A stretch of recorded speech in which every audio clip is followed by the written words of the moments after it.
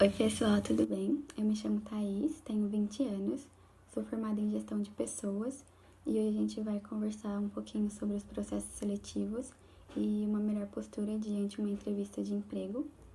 Antes disso, eu quero compartilhar com vocês como é que foi a minha inserção no mundo do trabalho e aí, decorrente a minha história, né, conforme eu for contando a minha história de como tudo aconteceu, eu vou destacando os pontos importantes, né, na hora da gente fazer uma entrevista.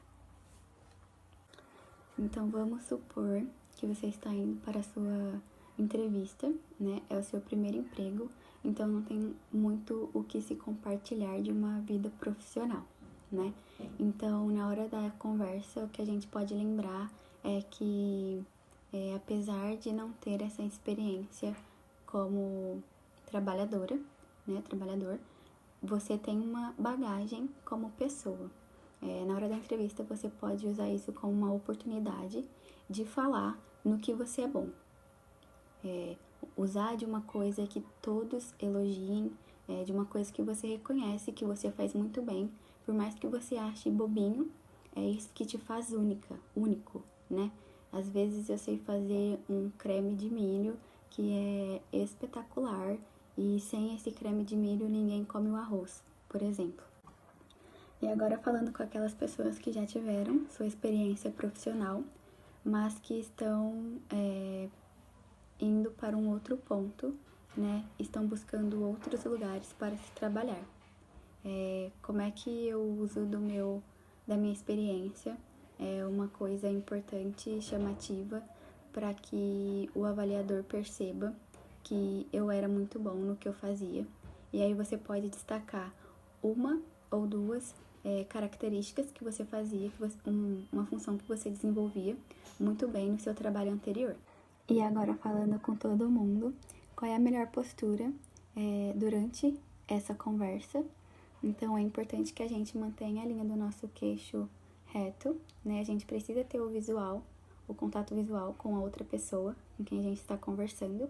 É importante manter a linha dos nossos ombros alinhadas, né? Eles não estão acima, mas eles também não estão caídos, né? De uma forma natural e confortável. Eu posso abaixar as minhas mãos e aí eu começo a minha conversa. É importante que a gente tenha muito cuidado da forma que vamos nos expressar, né, a maneira que estamos falando, e para isso, apesar do nervosismo, da ansiedade, a gente pode ter a percepção de como está a nossa respiração. Então, controlar a respiração traz a sua mente para aquele momento, né, para aquele espaço, onde é o momento em que você está conversando com o outro e aí você está expondo a pessoa que você é.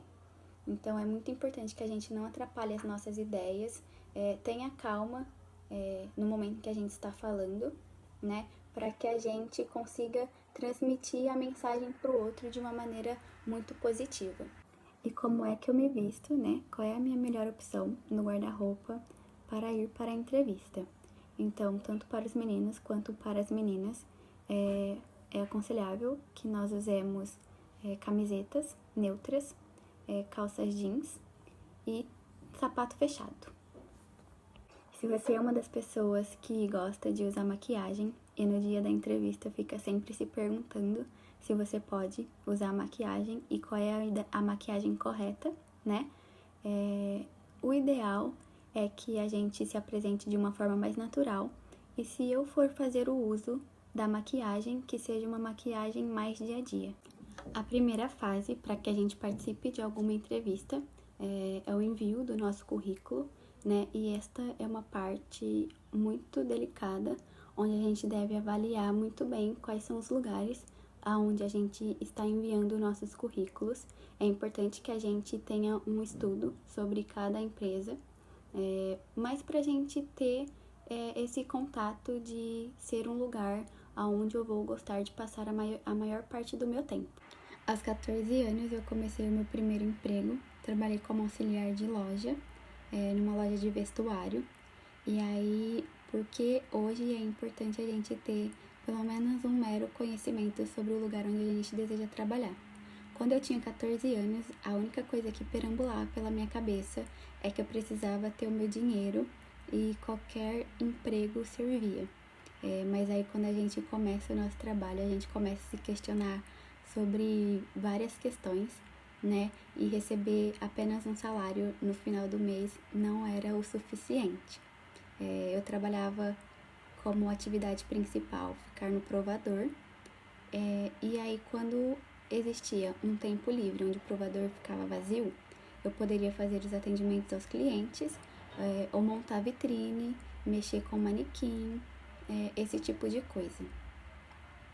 E foi aí que eu comecei a ver, né? Eu me questionava o tempo todo porque eu teria que ficar no provador se eu amava montar vitrine, por exemplo. O que eu tô querendo dizer é que na prática apenas ter um trabalho não é o suficiente, né? A gente necessita de outros sentimentos após a realização de um emprego. Após o término do meu contrato com o menor aprendiz, eu trabalhei em outra loja de roupa e finalmente eu conseguia montar as vitrines que eu tanto almejei um dia na vida, mas aí começaram outros questionamentos onde eu já não estava tão feliz assim por estar montando uma vitrine. E aí eu comecei a perceber que isso já não era o rumo da minha vida.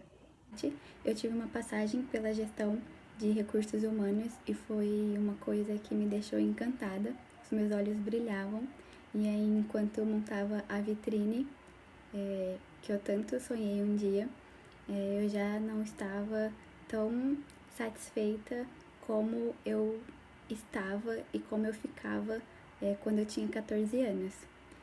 E isso nunca saiu da minha cabeça, então eu resolvi estudar a gestão de pessoas e aí eu descobri que eu não era mais a louca das roupas, não era mais a louca das vitrines e agora eu sou a louca das pessoas. Então a gente muda o tempo todo e não tem nada de errado nisso. Então façam o que vocês gostam e mudem se vocês perceberem que esse não é o caminho no qual vão fazer vocês felizes e deixar vocês satisfeitos. Atualmente eu trabalho em uma clínica de psicologia, trabalho como auxiliar administrativo. Em alguns momentos eu consigo desenvolver a minha gestão, mas é com um grande aperto no coração que eu falo para vocês que essa fase está chegando ao fim, mas é para que se inicie um novo ciclo onde eu consiga desenvolver a minha gestão de forma plena. E hoje eu descobri que eu não nasci para gravar vídeo, mas eu vou me colocar à disposição de vocês, caso vocês tenham outras dúvidas ou se eu expliquei algo que vocês não entenderam muito bem. Eu vou deixar o meu e-mail aqui, eu vou receber as perguntas de vocês com o maior carinho e eu espero ajudá-los no que eu puder e espero que vocês tenham muito sucesso em qualquer área ou em qualquer coisa que desejam fazer da vida.